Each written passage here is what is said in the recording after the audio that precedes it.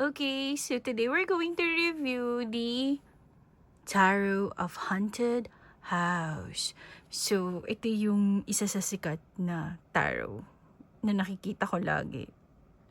By Sasha Graham and Mirko, Pierre Federici. Simple lang ng box niya. Ayan o.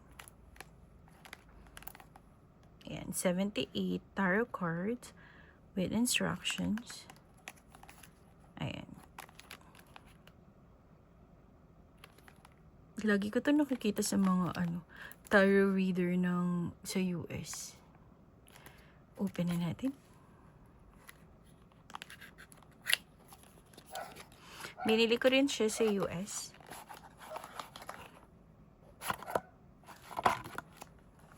Ayan, simple lang ng box niya. Tapos meron siyang extra cards. Dalawa.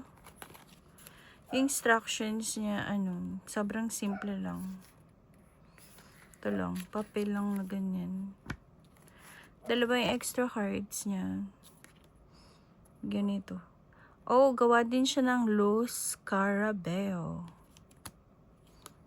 Ayan. Ito yung back of the card niya. Pwede siyang pang, reverse reading. Yeah. Hindi siya halata pag naka-reverse. Then, punta muna tayo sa instructions. Ito yung instruction niya. Simpleng papel lang talaga. Meron siyang spread. Ang liliit. Walang reverse meaning. Ganyan lang siya.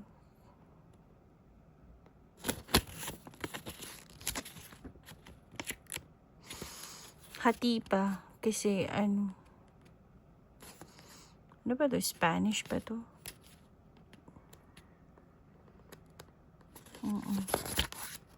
May ibang lengguwahe siya. 2021. So, tingin tayo sa quality ng cards. Quality ng cards, okay naman siya. Oh, diba? Maganda yung quality ng cards niya. Hindi siya malambot. Maganda yung quality ng cards niya. Hindi siya matte. Hindi siya glossy. May pagka-satin ng konti, pero hindi satin na satin. Ang ganda ng images nito. Sikat to eh. Isa siya sa sikat at affordable.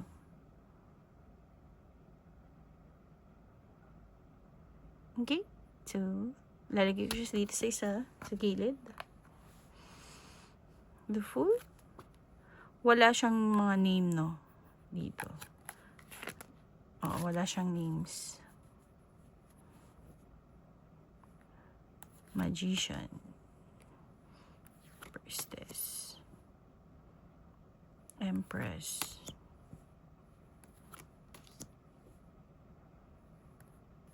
Ang ganda ng images niya. Alam niya na yan. Lovers. Yung lovers. Tingnan niyo. Nakikita niyo ba? May nakasilip dun.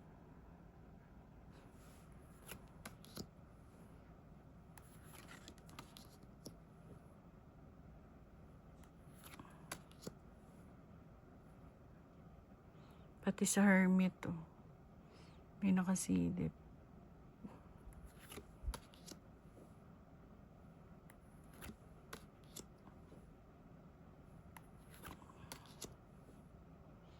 Hangman.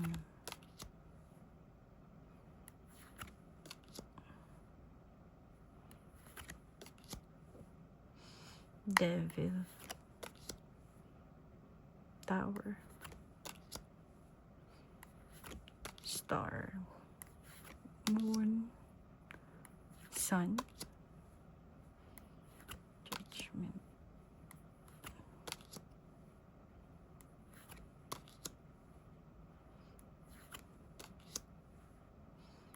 Dito nyo na lang makikita. 3 of Cups. 4 of Cups. Ang ganda ng images niya. I love it. Kaya pala sikat na sikat to.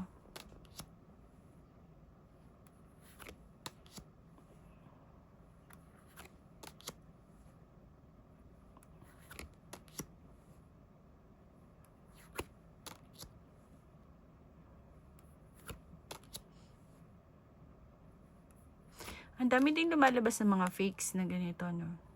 Pero never pa ako nagre-review ng fakes. So, lahat ng mga nire-review ko, lahat ay authentic. Or from US. So, minsan naisip ko rin mag-compare ng authentic sa fakes. Pero wala pa akong time.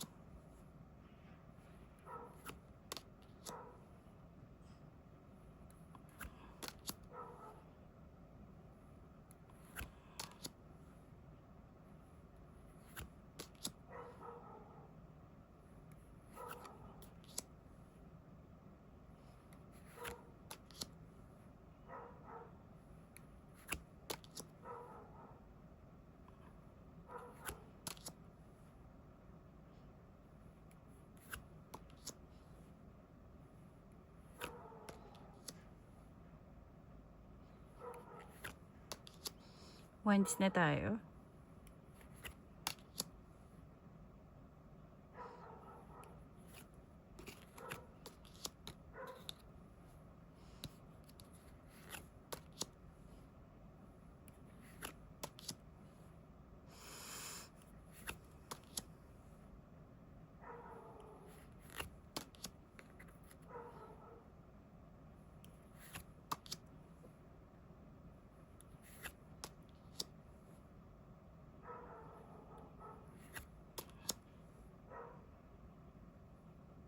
Ace of Swords. 2 of Swords.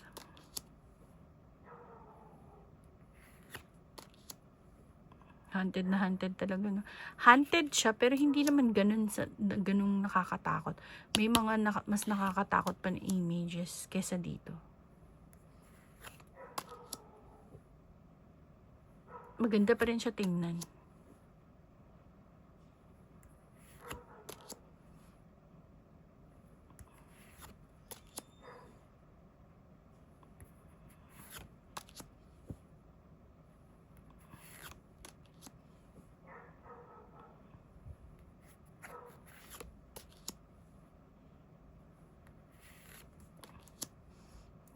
King of Swords. Alright, shuffle natin. Pwede itong i-shuffle as Casino. Tingin ko hindi siya magbe-bend. Maganda yung quality ng cards. Pwede siya i-bend, shuffle ng ganito. Feeling ko kapag gawa ni, ni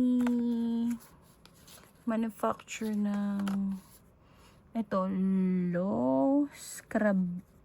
Scarabeo. Pag sila yung gumawa ng cards, feeling ko hindi siya hindi siya nagbe-bend. Pwede siya ng Casino shuffle. At hindi siya nagde-dents kapag ginaganyan. Again.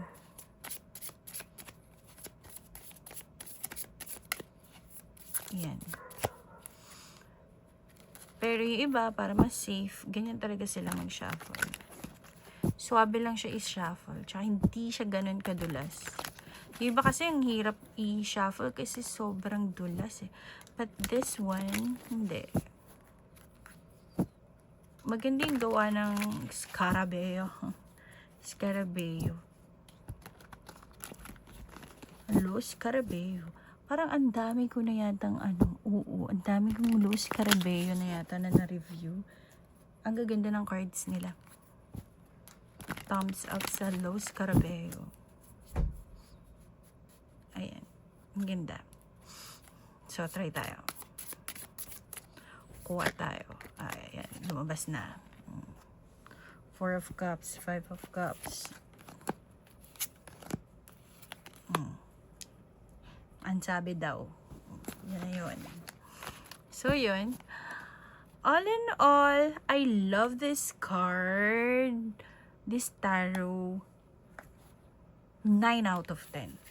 Kaya pala siya sikat.